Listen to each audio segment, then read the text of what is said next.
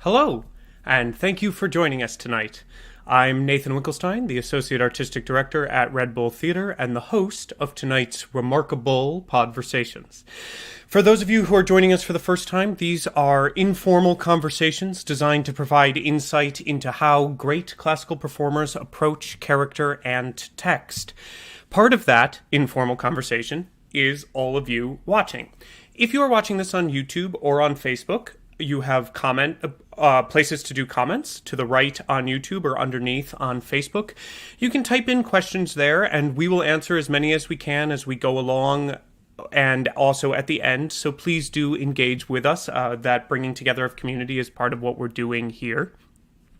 This evening's Podversation will be focused on the titular character from Shakespeare's masterpiece, The Tragedy of King Lear, with special emphasis on the scene on the Heath in Act 3, Scene 2. And now I'm thrilled to introduce our guest tonight, who played this role in a 2007 co-production between the Classical Theater of Harlem and the Folger Shakespeare Theater. He is an Emmy, Grammy, and Tony winner, and most importantly, a Red Bull Theater Matador Award recipient. He has performed in numerous shows throughout New York, including Red Bull's own Witch of Edmonton, and is one of New York's most beloved performers. He is, of course, the glamorous Broadway deity, André DeShields. Hi, André. How are you? Good evening. Can we turn the music down? I think we should turn the music down if that's... Yeah. I think that's on your end, André. It is? I think so. I think it came on with you. Sounds great. I thought you were playing my signature song from The Wiz. It's working perfectly if that is what's going on. But, okay. I think it may have stopped. Perfect. Yeah, it was on my end. No, that's see, you're already unique. You are now the only guest who's come on with his own entrance music. So we are, and probably the one who most deserves to. So it makes the most sense. Thank you so much for joining us tonight, André. It's really a thrill to have you. It is my pleasure, and thank you for inviting me to do this on February 1st, the inception of Black History Month. Yes. I couldn't think of a more appropriate invitation for me to accept, and I've even dressed for the occasion. There we go. There it is. Black Lives Matter. Black lives do matter. Thank you, André. And I have a sneaking suspicion that we may touch on some of that in this conversation. Oh yes, we must. It's yes. Necessary. Mm-hmm. So I know that you have prepared a little bit of this Heath, so that of the scene from the Heath, so that the audience can know the kind of touch point that we are starting off from for this conversation. So for all of you watching, I'm going to give you a little bit of background on this moment for those of you who aren't super familiar with Lear, and then I will get out of the way and allow André to read the scene. So for a little context, this scene finds Lear out on the Heath in a storm with none but his fool by his side. Last we saw him, two of his daughters, Regan and Goneril, exerted their will and insisted he release his followers, or else he could not remain within their homes. Lear left in rage, and his hangers-on quickly fled, leaving him alone, except for his faithful fool, without followers or shelter.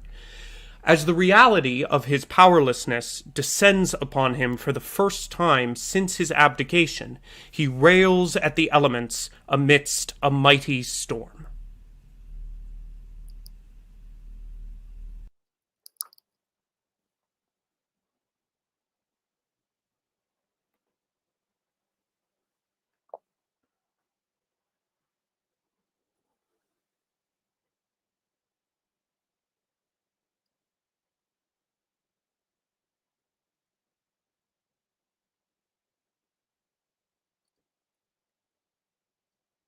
Blow winds and crack your cheeks. Rage, blow You cataracts and hurricanes, spout till you have drenched our steeples, drowned the cots. You sulphurous and thought-executing fires, vaunt the couriers to oak-cleaving thunderbolts, singe my white head. And thou, O shaking thunder, smite flat the thick rotundity o' the world, crack nature's molds, all Germans spill at once, that make ingrateful man. Rumble thy belly full, spit fire, spout rain, nor rain, wind, thunder, fire are my daughters. I tax not you, you elements, with unkindness. I never gave you kingdom, called you children. You owe me no subscription. Then let fall your horrible pleasure. Here I stand, your slave, a poor, infirm, weak, and despised old man. But yet I call you servile ministers that have with 2 pernicious daughters joined your high engendered battles gainst a head so old and white as this. Oh, 'tis foul. No. I will be the pattern of all patience. I will say nothing. Let the gods that keep this dreadful pother o'er our heads find out their enemies now. Tremble, thou wretch, that hast within thee undivulged crimes, unwhipped of justice. Hide thee, thou bloody hand, thou perjured and thou simular man of virtue that art incestuous, caitiff, to pieces shake, that under covert and convenient seeming has practiced on man's life. Close pent-up guilts, rive your concealing countenance, and cry these dreadful summoners grace. I am a man more sinned against than sinning.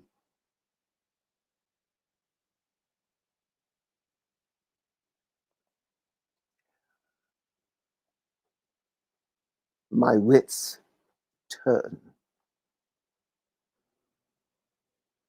The art of our necessities is strange, that can make vile things precious.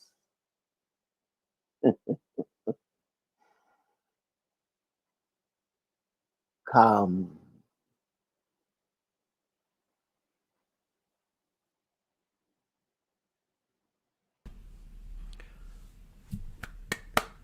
Thank you, Andre. I always feel like whenever all of my guests are extraordinary, and you are no different in what you can do with these speeches in this format, and it always feels like it deserves a huge crowd's round of applause, and I always feel so sad having to give it to myself, but it's fully deserved. As long as you approve, I'm okay. I don't think you're in any need of my approval, but my goodness, do you have it. That was truly extraordinary, Andre, and I thank you for, I can't believe that after hearing that it's been, 14 years since you've done this. Okay, yeah. With the Classical Theater of Harlem.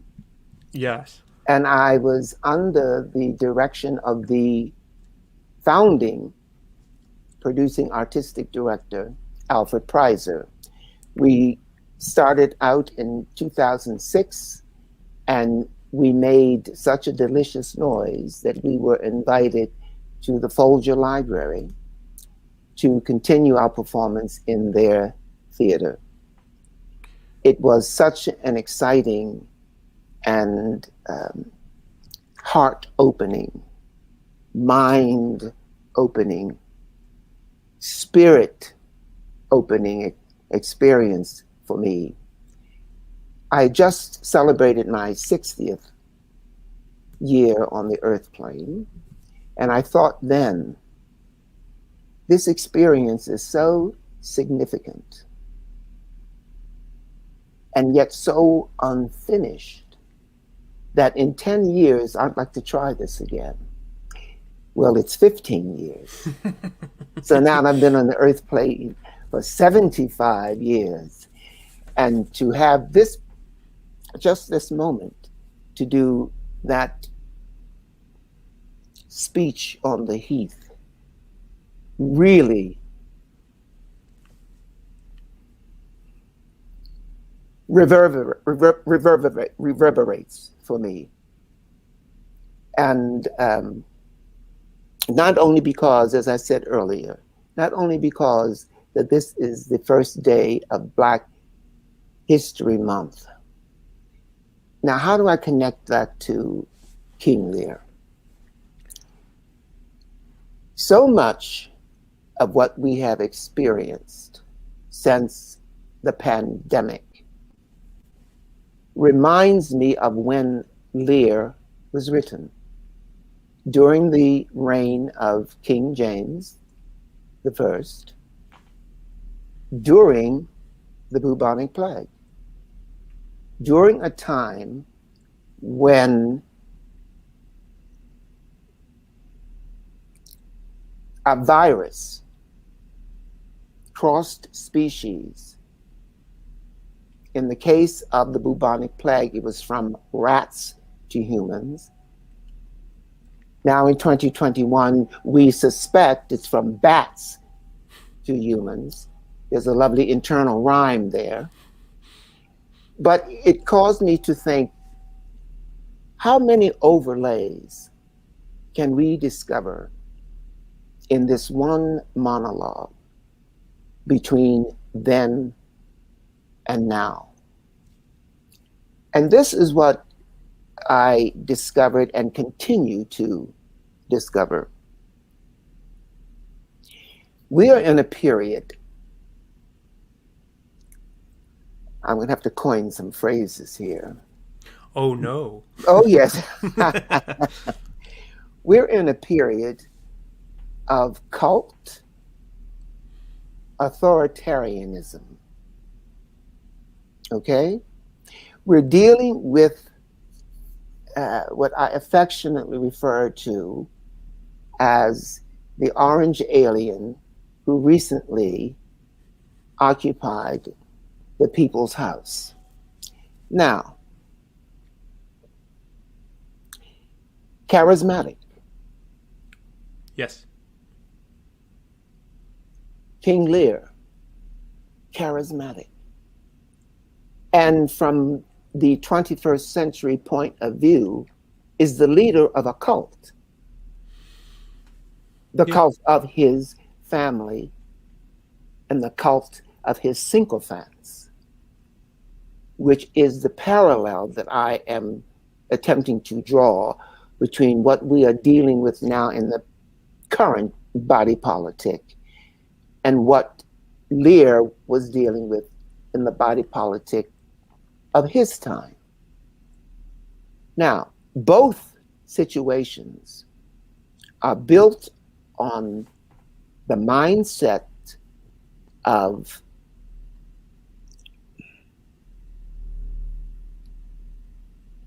the psychology of totalism. I was about to say Totalitarianism. No. No. We know what we're talking about. No. The guests know. Totalitarianism. Got it. That's what I was about to say. There we go. Totalitarianism. But it's more to the point to say totalism, I think. And easier. So let's go with totalism. Well, and easier. But but because it has to do with the internal architecture of the individual, whereas totalitarianism has much more to do with the exterior architecture of a government. Absolutely. Right? Yeah. So, and we've heard people, the QAnon cult, we've heard them refer to Donald J. Trump as a gift from God, right? Because the Christians believe the Lord works in mysterious ways. Now, kings are the vicars of God on earth. Right. Kings are the agents of God. So I'm trying to put together all of these tenets of cult beliefs so that they transfer from then to now. And do you, sorry, Go continue. ahead. I was going to say it's interesting to me, and I think perhaps after we'll talk, because there are also obviously some differences between these two men, in that one I think is sympathetic and the other I think is not. Well, there are differences between the two men. I'm not trying to compare the two men. I'm trying to compare the two body politics and Right. how they reverberate in society almost identically. I mean, we're talking about chauvinism. Now, who could be more chauvinist than King Lear? Right. We're talking about misogyny. Now, that word isn't mentioned in King Lear, but the way the women in King Lear are treated as if they were mere possessions of not only the king, the father, the archetype, but also they are future possessions of their husbands. Right. And notice that in the dividing of the crown, as it were,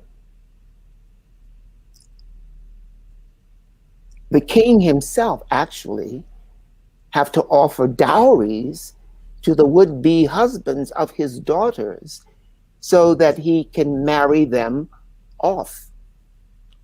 This is a contract. Right. Another parallel I'd like to suggest between then and now is the shifting of the paradigm that we are currently going through. The pandemic is not here for no reason.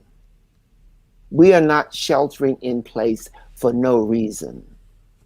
We are not being asked to practice physical distancing for no reason.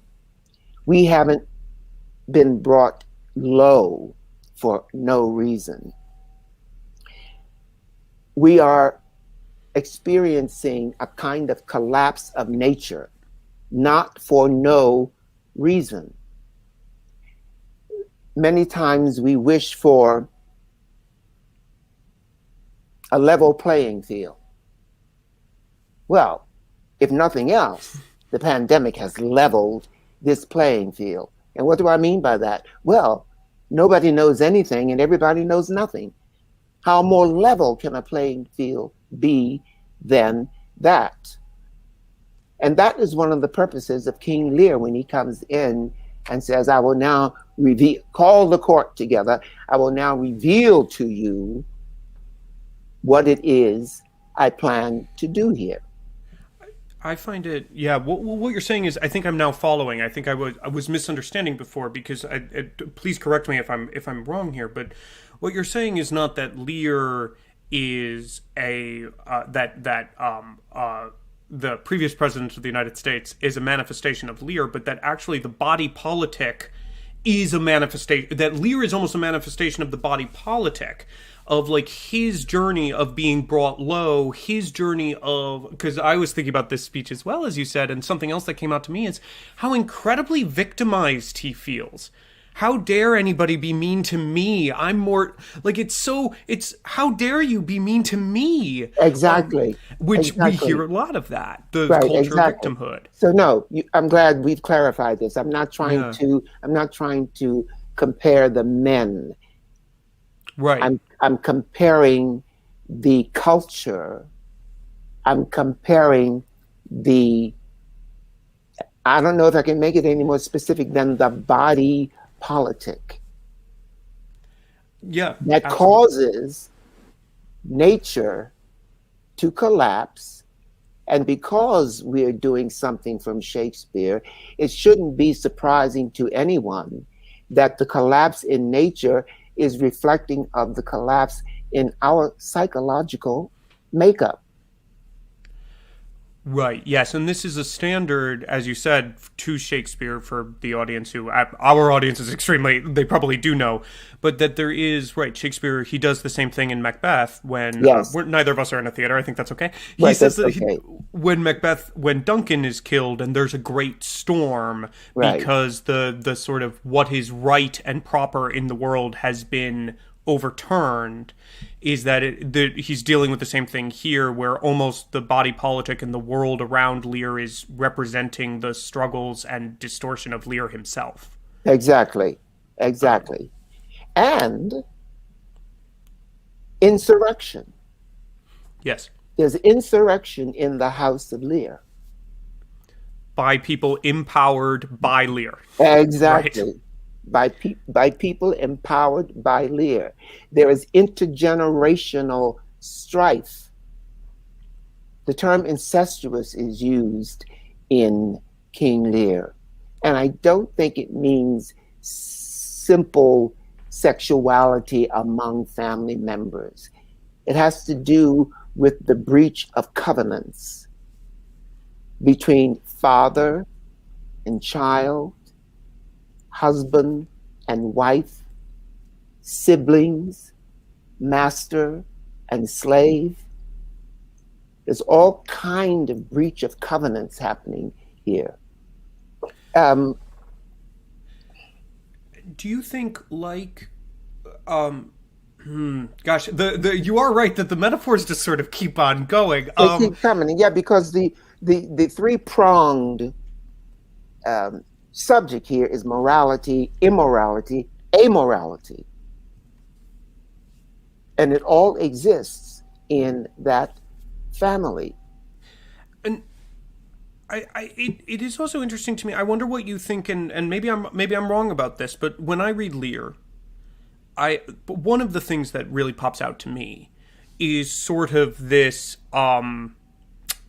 this original sin, if you would, of abdication of responsibility. Is that like the original sin that begins everything at the top of the play is Lear wanting all of the power and fun, not all of the privilege of kingship, with none of the responsibility of kingship. He wants to be kept in his revenue, and this original sin of both disseminating his responsibility and playing favorites, like taking yes men over the people who speak truth to power, Cordelia and Kent.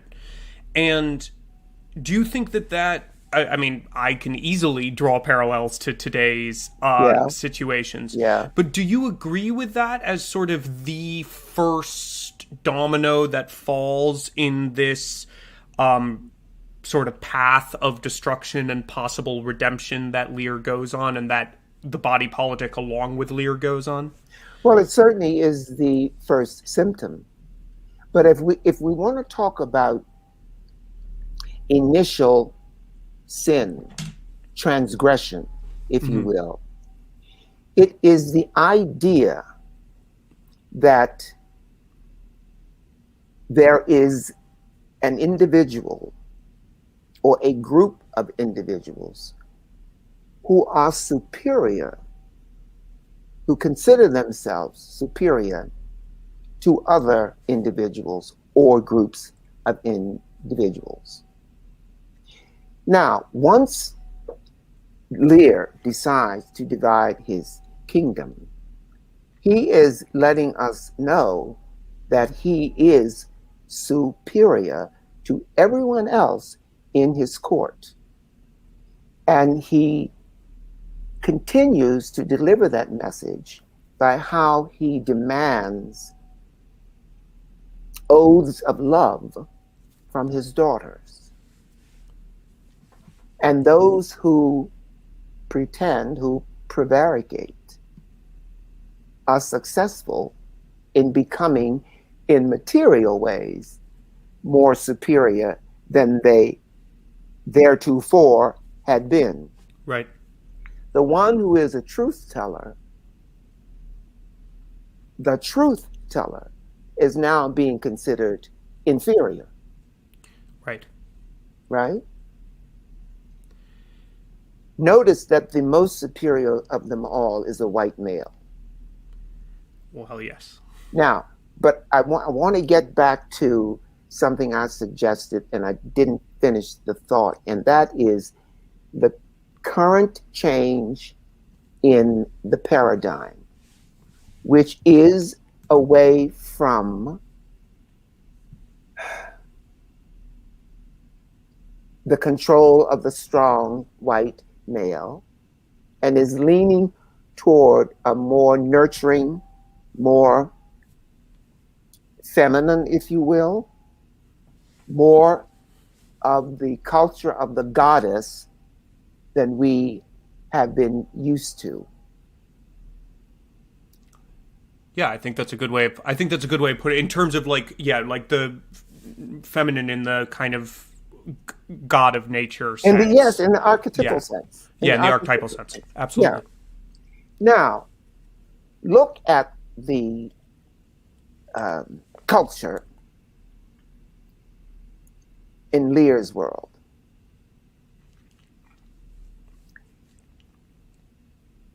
He's a king, absolute authority, with 3 daughters. Right. And no queen. Yes, right. Yeah, where's the mother in Lear? Where is the mother in Lear? And and I'm going to go out on a limb here. Not only where is the mother in Lear, but have there been 2 mothers? Yeah. I mean, someone obviously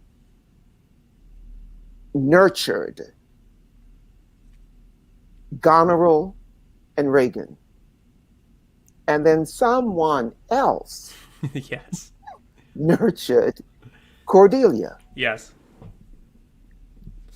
Yeah, it's fascinating. You're right. And actually for the history, the supposed time of the history of Lear would actually make sense too. And this is the intergenerational strife that we are dealing with today. This is the hybrid family psychology dysfunction that we are dealing with today. And what are... Because I think that the reason I always get a little bit anxious when we're able to draw such direct parallels to today is it is, of course, such an extremely sad play. It doesn't really... Go ahead. No, you finish. Here's this guy writing during a plague, right, who takes a pre-existing story of King Lear that is already pretty traumatic, and then chooses to make it even sadder, right, with Cordelia dying and the king dying, which was not true to the original story. And so what do you think was both Shakespeare's objective, but also as you read it today, are there messages of hope in this play, or is it a message of warning?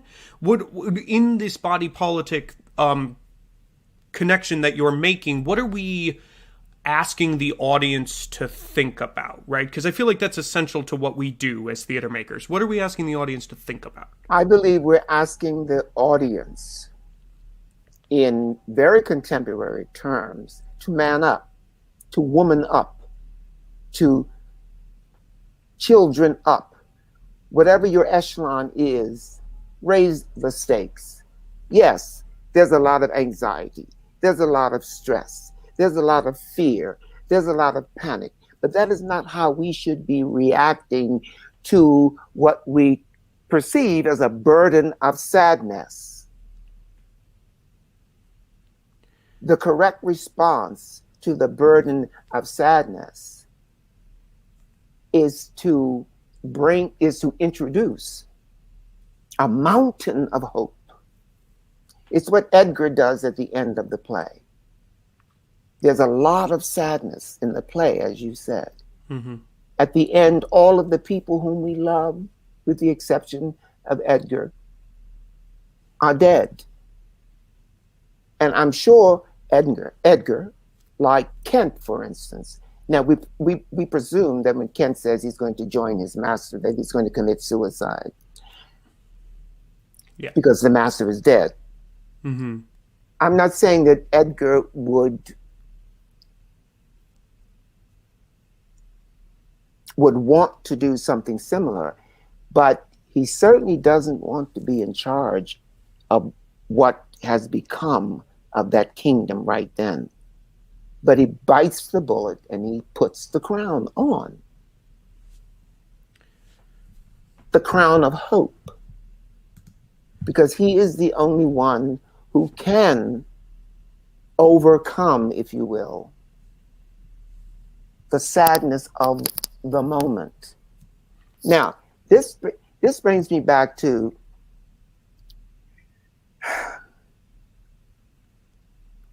the monologue on the Heath.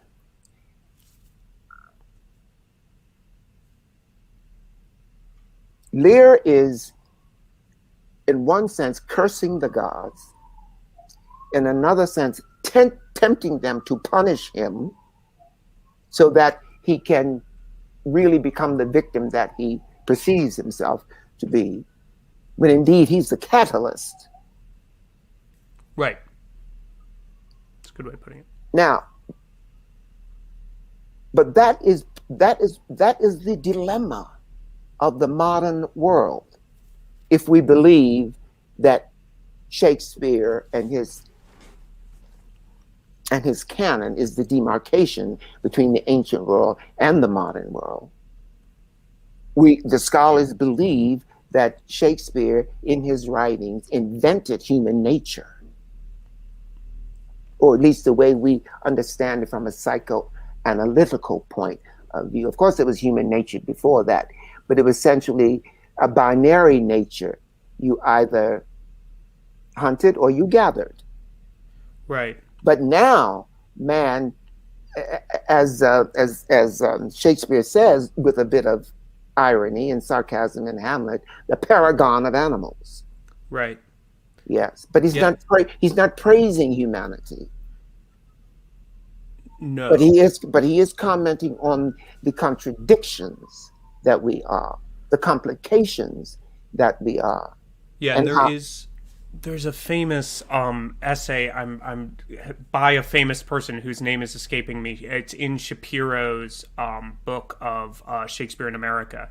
That I'm forgetting who it is, but I think it's a famous poet who said that Shakespeare created, at least from a language perspective, from an English language perspective, the universe that we still are all within. None of us have explored the universe of the human mind and of what this language can describe as far as Shakespeare was capable of doing. And of course, this was his great ability, was to go in and find the person. Not only have we not investigated it, but we have been shrinking from it generation after generation, until we've come to a point in our current society that we can't even make a subject and a verb agree. Not Right. even the people who write for the New York Times. What happened to grammar? What happened to the power of language? It all has to fit in a tweet size, André. Yeah, well, but what I'm saying is the the wound, the festering wound that needs to be healed in our society has more expressions than just systemic racism. Yeah, It has to do with the inability to make oneself understood or the inability to understand someone else. I think you've put your finger. I mean, I'd like to believe it's why we're both in theater. Is that the thing that this country feels like it's missing? I don't want to expound really, but is the inability to communicate. Yeah, We are not able to communicate. Expound. And in theater, we communicate. Yes, That's what we do. That's why we do what we do. Yep. And we do it by telling stories. The power of storytelling, we know, can transform individual lives, can alter governments, can be the change in society that we so eagerly yearn for. Which is why, with the pandemic causing this moratorium, let me put it pleasantly, moratorium on Broadway, people are feeling even more sick than they actually are, because there's no temple to go to have your questions answered, to have your problems solved, to have your crises resolved, to have your burdens lifted, to have your yokes broken. That's what we do.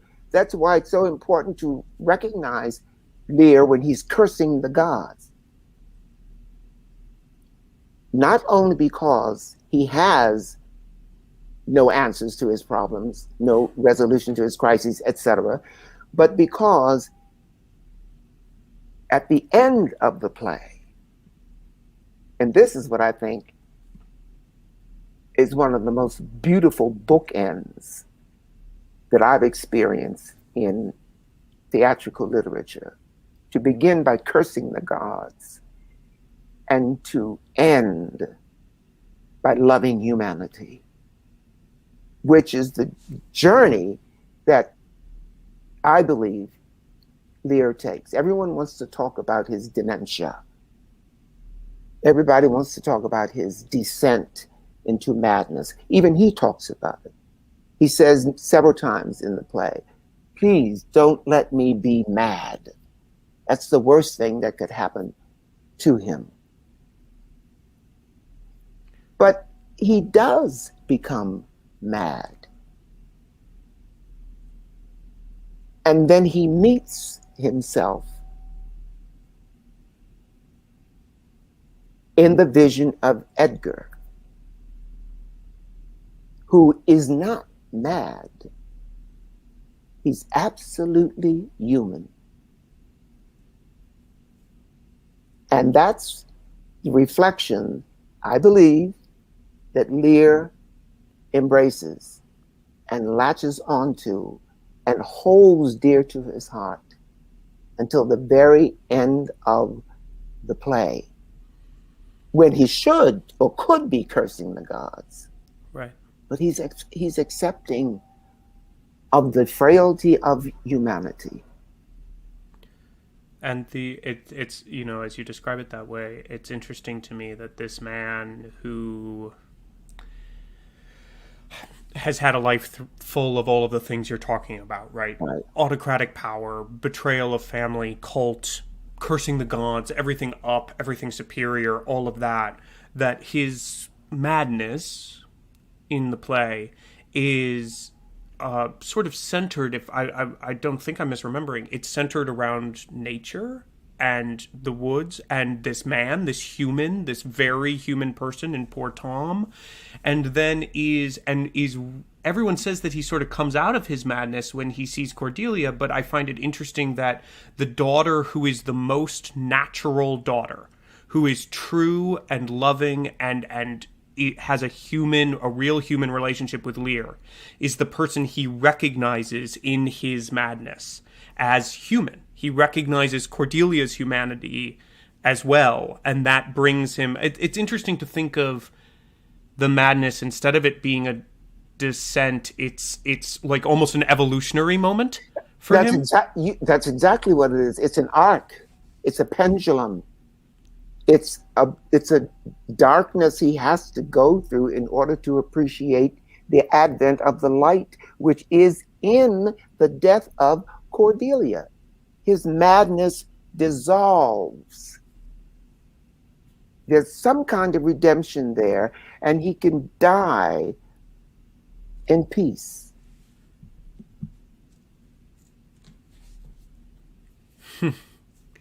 I like that a lot. I'm not sure that it's, yeah.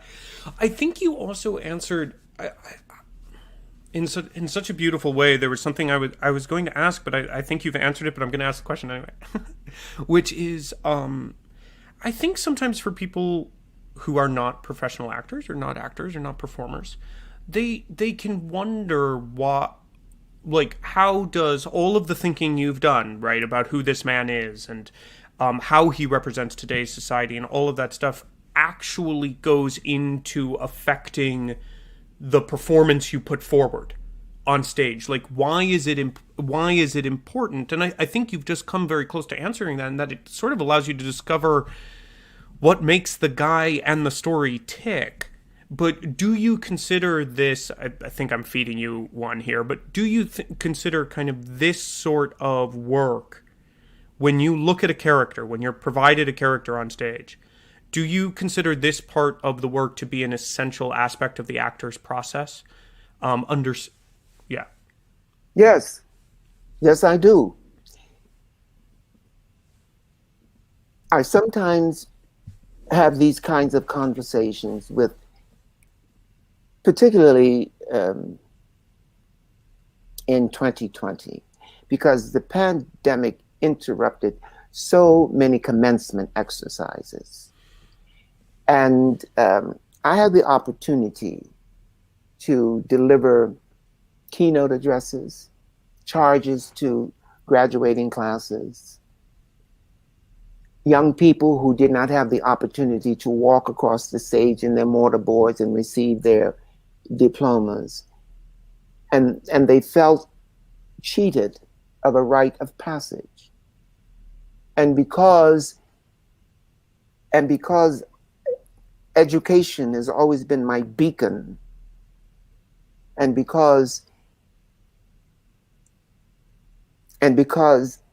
even to my peers, I try to teach that at some point in your career, your resume will become irrelevant. You must have a CV. You must have a curriculum vitae. You must have life experience. Now, your resume is a list of life experience, of characters that you have created. But your curriculum vitae is the bank, is the source. That's where you have taken from yourself pieces of your life experience and invested it in the characters that you have created. So when it comes to the point that there's no call for the characters that you have created, there should be a call for the font from which the characters came.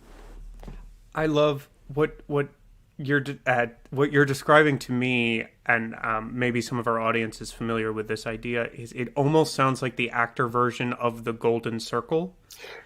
Yeah. Yes, got it. Now, okay. I taught, and I've taught in many different situations, but I teach a masterclass called the Golden Triangle because someone had already created the circle. But the Golden Triangle is the conversion of, the universe loves trinities. And the Golden Triangle is the conversion of the three essential components of human nature: mind, body, and spirit. And it is the actor's process to allow, not force. See, we've let go of the worth, the value of the term allow. And it is the actor's process to allow these three ingredients to converge. And when they converge,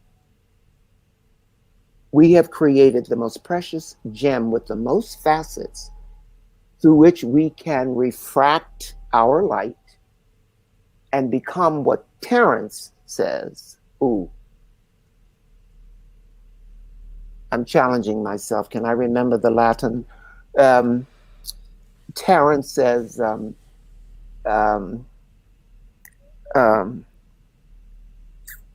homo sum humani, homo sum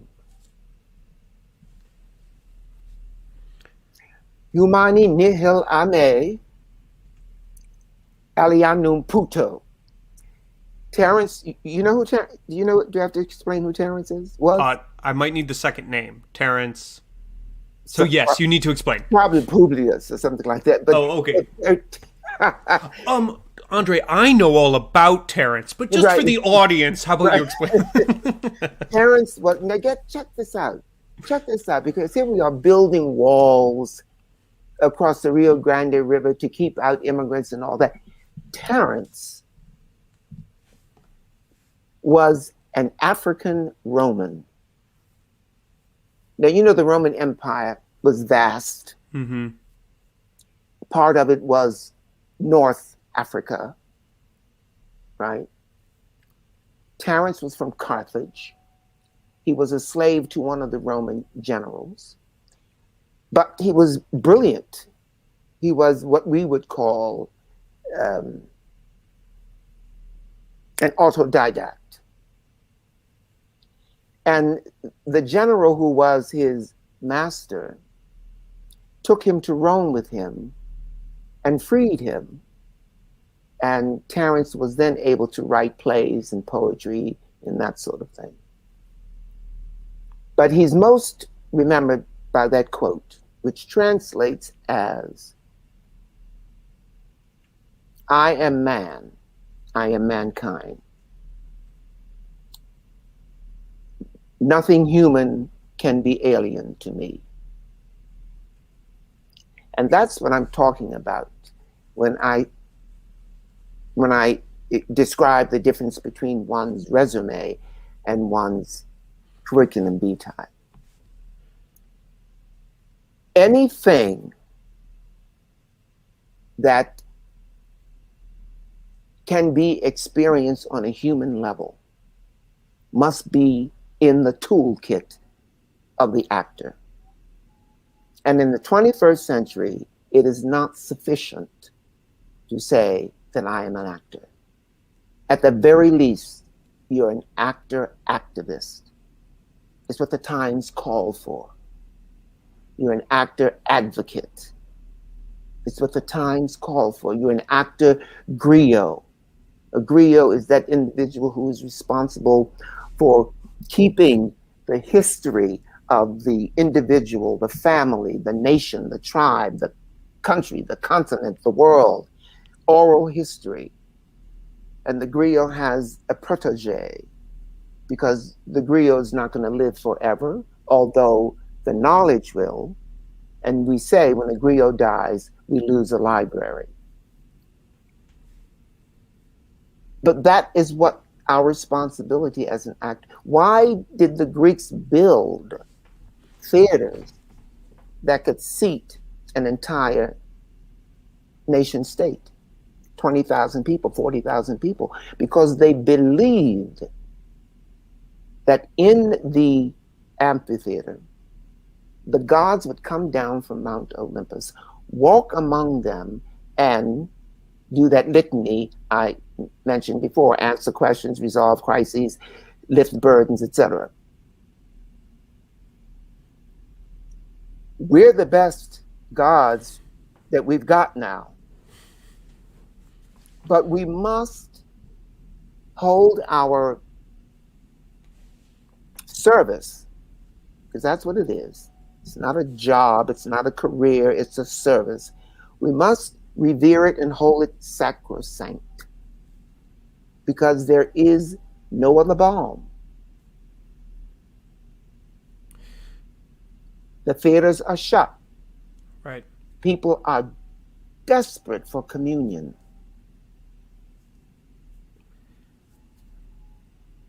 I'm trying to think of. So you have, as an actor activist playing Lear, you have this platform that you're Yeah. performing for people for, and at the end of Lear, your daughter's dead in your arms, you die. What is it that you Andre, let's say not in 2007, let's say you said you wanted to do it again in Right. 2020, like, what is it that you hope that you also have a platform here now, Yeah. of whatever size? Yeah. What is it that you hope that an audience walks away from this, as you described, temple of connection and communication, and what do you hope that they walk away from your performance of Lear with? There's a reason that Antonin Artaud's treatise on theater is called Le théâtre et son double, as opposed to La vie et sa double. We are pretending to live. There is a greater reality that discusses, embraces, and demystifies life in the theater than there is in our daily existence, because we are so concerned with getting through the dullness and the drudgery of the next 24 hours that we deny what is eternal about us. And it isn't our flesh. This is just an envelope for the spirit that animates us. But now, in order to make this as clear as I can, I have to quote another great Please. playwright, Thornton Wilder. Mm-hmm. Our Town. Yep. I had an opportunity to play the role of the stage manager in Our Town. Now, crucify me, but the stage manager in Our Town is as challenging as Lear. I don't think there's any crucifixion there. What a role. Yes. Okay. Deep in Act 2, and this is after the denizens, the inhabitants of the town have all died, the fleshly envelopes that have been a temple for the spirit have turned to ashes, have turned to dust. But the spirit that animated that envelope is still around on the other side of that chasm. And this is what the stage manager says. Oh, Lord, I'm testing my memory. This is what the stage manager says. I guess if I can pull up Terence's Latin, I can pull this up.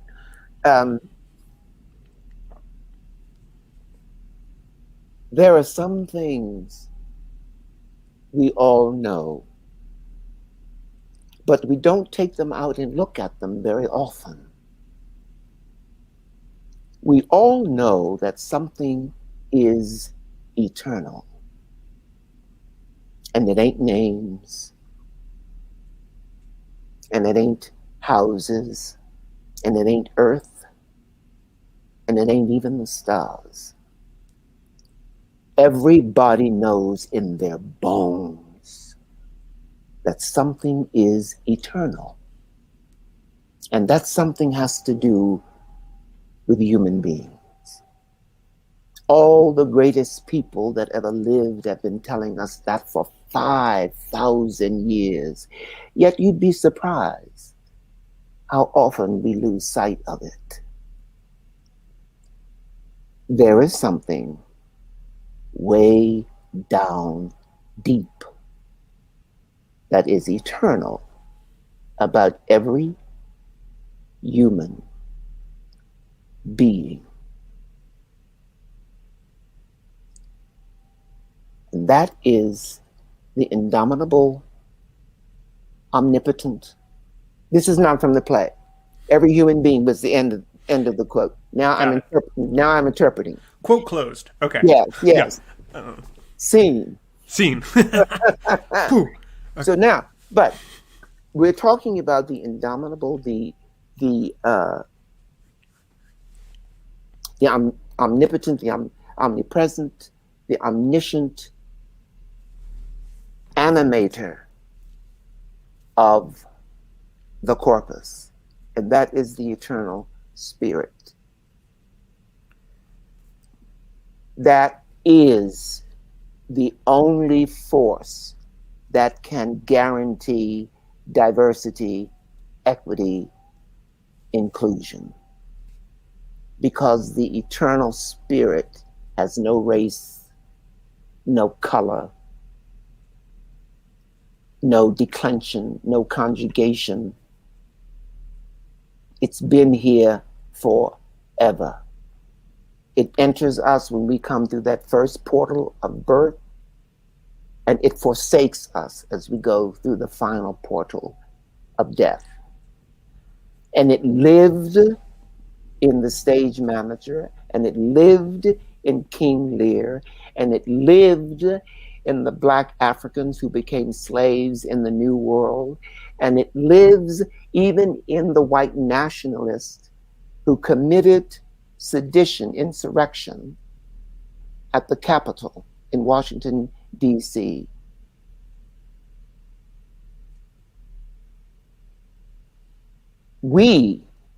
Our purpose is to decide how best to use that eternal spirit. And sometimes it lives so deep in some of us that our reality is broken. And we exist, we don't live, we exist in a world of delusion.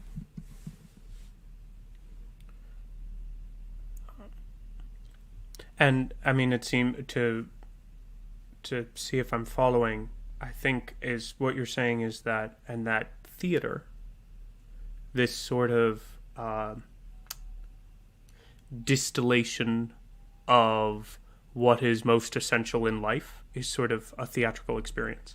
Right. Will, by definition, the greatest gift of theater then is that it perhaps brings that eternal spirit you're referring to closer to the surface to for the people fore, to see and to remember and to theater learn. is the fire that burns through the delusions. Yes, if we do it correctly. See, I just tore the earbuds out of my. See, you have to do what I do, which is try to make myself visually less obnoxious by putting it through my shirt. So I think on that, I could go all day, but I know that there are a few people who are anxious for some questions, and I feel like that's a really great place to put it. Yeah, and I need a drink of water anyway. Great. So let's go. We have one person on who gave us a question beforehand, who we brought on his video, who has another wonderful quote, I actually think, for us in terms of this. So if we could have, I'm breaking things. If we could have Kate join us real quick to ask her question. Kate, that would be great. Hi, Kate. Thank you for joining. Hi. Thank you. Oh my gosh, André, just shields. oh my gosh, Kate. You kind of touched on this so beautifully and so perfectly about Lear's madness dissolving into this advent of light and humanity. Anthony Scher played Willie Loman and King Lear for the Royal Shakespeare Company. And he's quoted as saying that both plays affect audiences emotionally more than most because they're both going through journeys. But Willie learns nothing from his journey, and that's his tragedy. while Lear learns everything, but it's too late.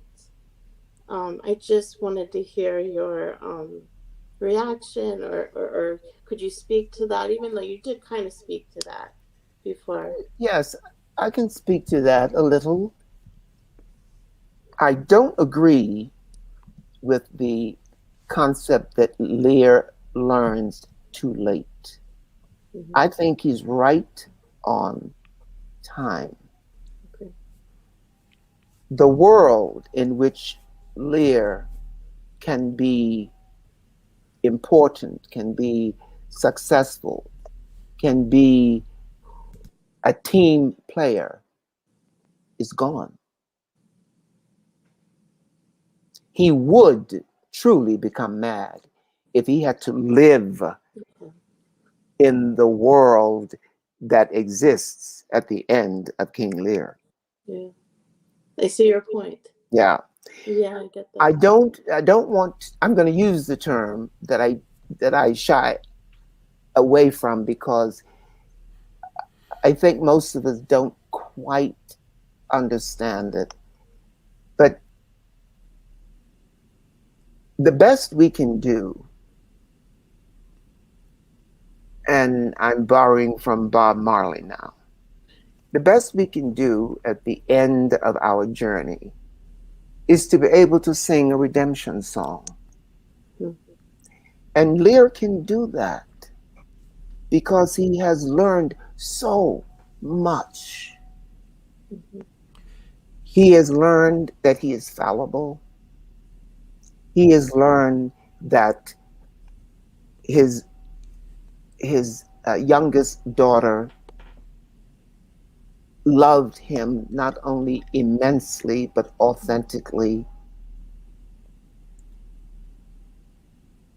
He learned that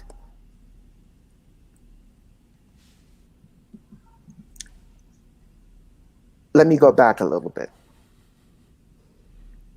Did you see the images of the King Lear that I did with the Classical Theater of Harlem at the beginning of the...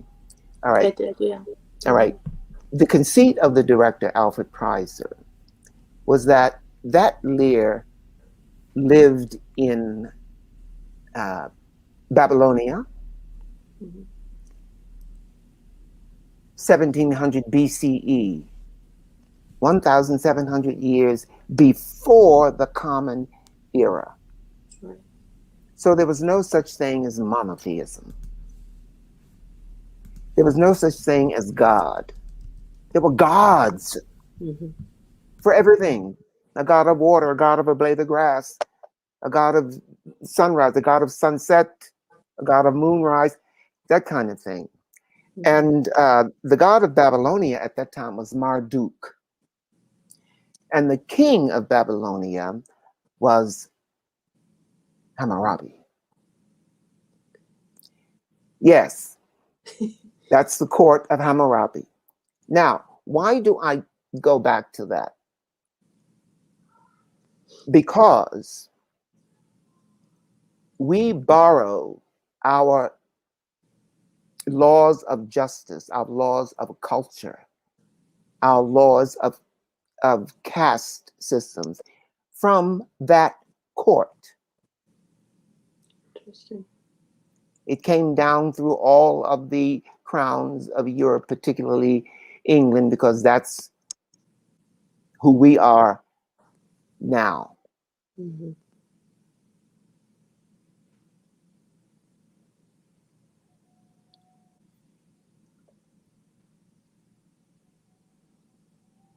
We need to be able to have that long of a vision in order for us to deal with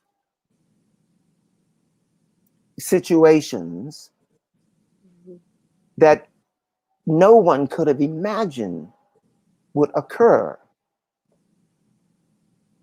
When we can't imagine, we can't manifest.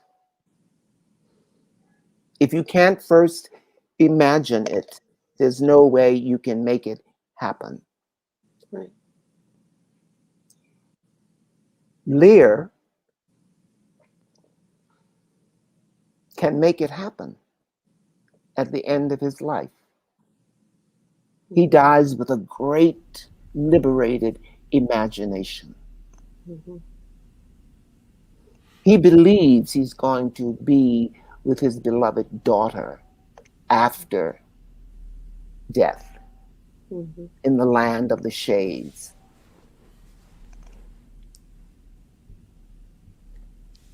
Right? I agree. Well, you don't have to agree, but I'm saying, do you understand? Yeah. You understand where I'm coming from? I do, yeah. Right. I do. Now, that is not true of death of a, I'm saying death of a salesman. Willie Loman, yeah. Right. And it is interesting to me, Andre. Thank you for joining us. First of all, Are we Kate, done? I really appreciate it. We are. So I wanted to jump in here real quick. We have gone over because you and I were having too much fun, and I wasn't watching the time. Now, And you didn't say shut up, Andre. and Okay. why would I? So I wanted to ask you, Andre, if it was okay for us to take one or two questions from YouTube, or if you need to go, which is totally okay. I've already taken more of your time. No, take one or two questions, because I want to, since we're over time, as you say. Yes. Right? It's our encore. Yeah. But see, that's another thing. That's another thing. When we invented the clock, we should have put more than 24 hours. Right? At any rate, yes, because I've been inspired during this conversation. And if you would allow me, once we agree that we're done, I want to end my portion of it. Absolutely. In a unique way. Okay, let's answer another. Let's great, Jessica. Deal with another question. Do we have one or two from YouTube or Facebook? Jessica, for all of you who are wondering who the heck I'm talking to, is our wonderful producer backstage who makes this all look so very pretty. Well, are we waiting for Jessica? We're waiting for her to put a question up from YouTube. There it is. Okay. Did you get it? Because I didn't. Oh, I see. Actually, we've got... Oh, look at this. Jessica's outdoing herself. She's actually bringing on a guest that you know, Andre. She's bringing on a guest from YouTube, Leo, who has a question for you. So, Leo, if you can turn your video on, you are now on stage. Hey, Andre. Leo. Oh, what a joy to hear this. Just extraordinary. I'll try to be quick because I know your time is limited. I have to just say one thing. I was recently reading about Macbeth and reading Harold Goddard's essay. And at the end of it, he talks about how can there be infernal spirits without there also being celestial spirits? And I think that's resonated in my head when you were talking before. I thought that was just so relevant in a way. My question relating to the speech.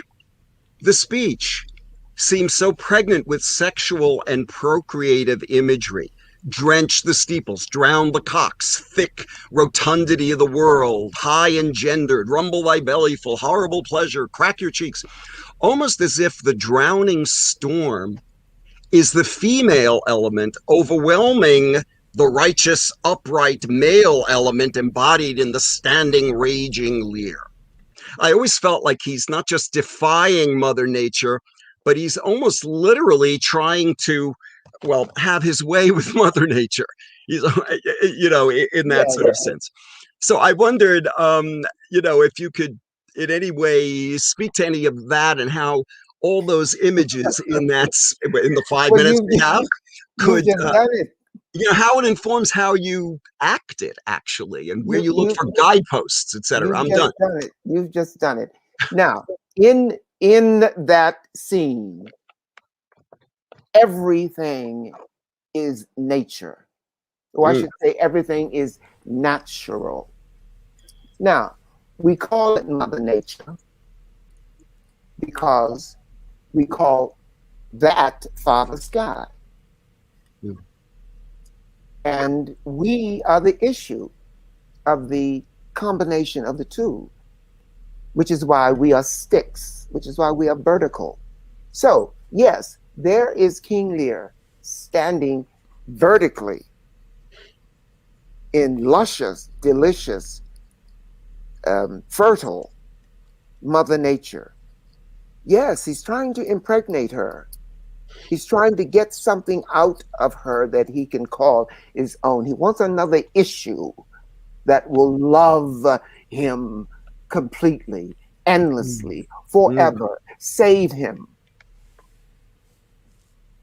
But he can't, because what he represents is, now remember, we're beyond Hammurabi. We're now in a monotheistic culture.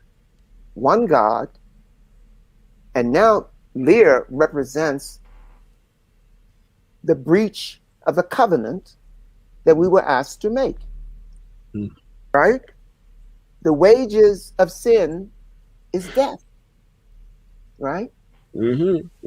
All I ask you to do as the creator, here's Eden. It's all yours.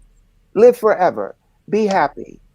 All I ask you to do is do not eat of the fruit of the tree of the knowledge of good and evil. That's all you have to do. Stay in bliss. Yeah. Right. Follow your bliss. And what is the first thing we do? Eat the damn fruit. Okay. You're only human. Guess what? You're not going to be happy. You're not going to live forever. Everything's going to be problematic. You're going to have one problem after the next. So he's cursing God because he doesn't want responsibility. He's cursing nature because he needs someone else to blame.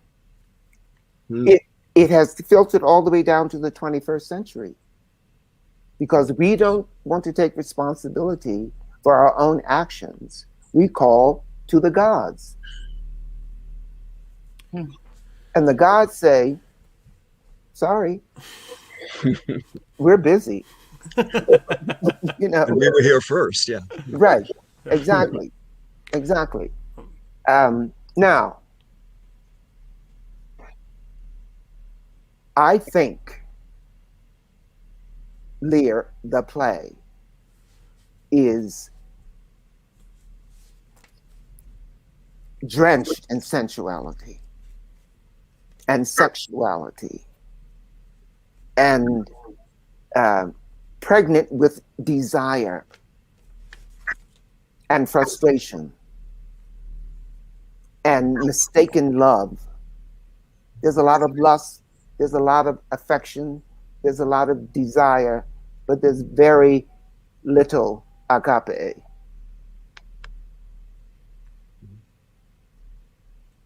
And there are very few people who are loved in the play. Cordelia is loved, Edgar is loved. And Lear. Lear is loved.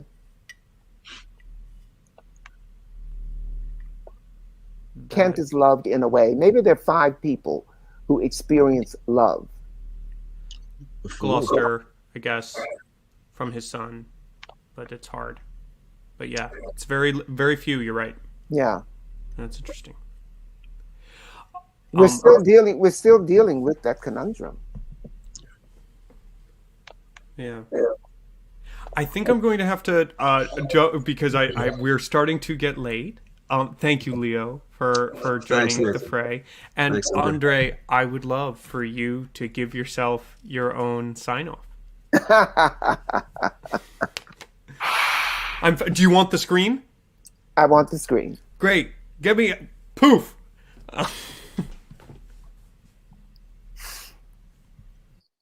Lift every voice and sing till earth and the heaven ring with the harmony of liberty. Let our rejoicing rise high as the listening sky.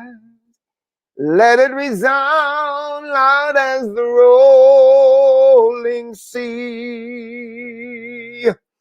Sing a song full of the faith that the dark past has taught us.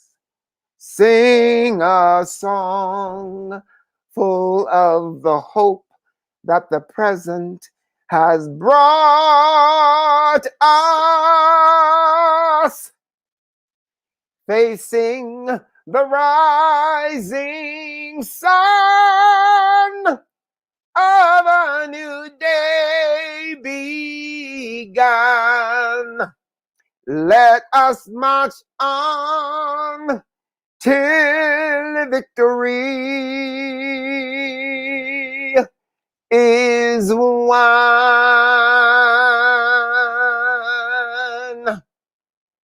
We shall overcome. Good night. Thank you, André. Good Thank night. you.